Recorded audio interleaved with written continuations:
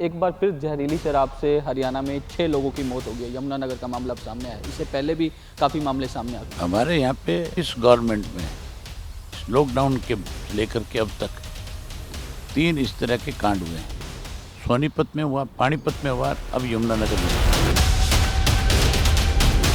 और इस तरह के जो जहरीली शराब वाला मामला है, इस पे भी सख्त कानून बनाने चाहिए ताकि कोई आगे इस तरह का हौसला न करे। सिर्फ किसान को बदनाम किया जा रहा है। किसान को आप प्रोत्साहित करें, उसको साधन उपलब्ध कराएं। कहते हैं 600 करोड़ रुपए की हमने सब्सिडी दे दी, क्या आसान कर दिया भाई? यमुनानगर में जहरीली शराब से 6 लोगों की हुई मौत के मामले में विपक्ष लगातार सरकार पर सवाल उठा रहा है। इस वक्त हमारे साथ इनेलो विधायक अभय सिंह चौटाला साहब मौजूद है। चौटाला साहब, एक बार फिर जहरीली शराब से हरियाणा में 6 लोगों की मौत हो गई है। यमुनानगर का मामला अब सामने आया है। इससे पहले भी काफ़ी मामले सामने आ चुके हैं।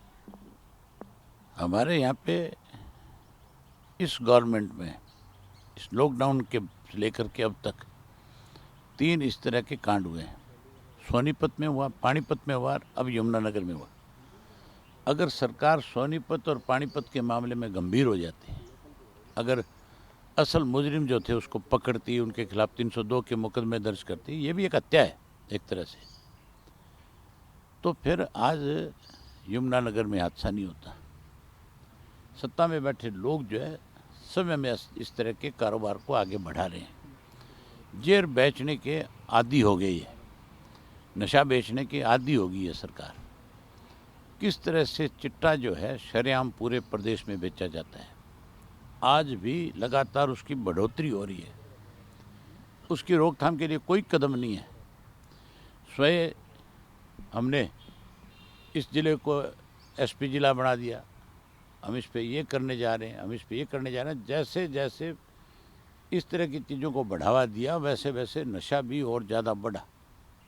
नशा रोकने के लिए कदम उठाना चाहिए और इस तरह के जो जहरीली शराब वाला मामला है, इस पे भी सख्त कानून बनाने चाहिए ताकि कोई आगे इस तरह का हौसला ना करे। मुख्यमंत्री भी यमुनानगर जिले में है, तो किस तरह की इन्वेस्टिगेशन एजेंसी को इसकी जांच देनी चाहिए?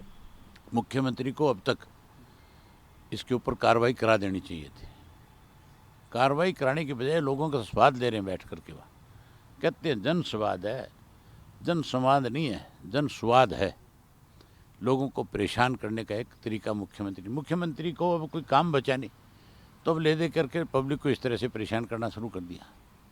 मुख्यमंत्री को इस तरह की कहीं पे भी हरियाणा में अगर घटनाएं होती है तो उसके ऊपर बहुत सख्त होना चाहिए।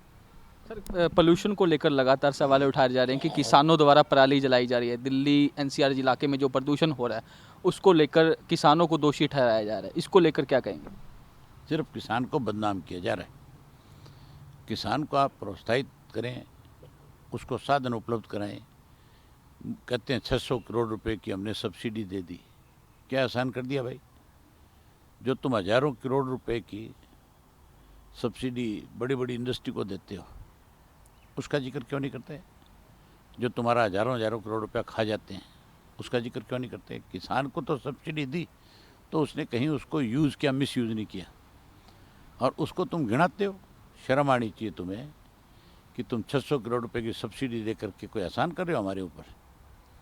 आपने अगर देना है तो इस तरह से 10,000 रुपया पर एकड़ के हिसाब से राशि उपलब्ध कराओ उसको, ताकि किसान उस पराली को निकाल करके सरकार को सौंपने का काम करे। शुक्रिया। तो ये थे अभय सिंह चौटाला साहब, जिनका साफ तौर पर कहना है कि यमुनानगर मामले में जो है सरकार को इसकी इन्वेस्टिगेशन जो है वो करवानी चाहिए। साथ साथ एलविश यादव पर भी सवाल जो है अभय सिंह चौटाला द्वारा उठाए गए हैं।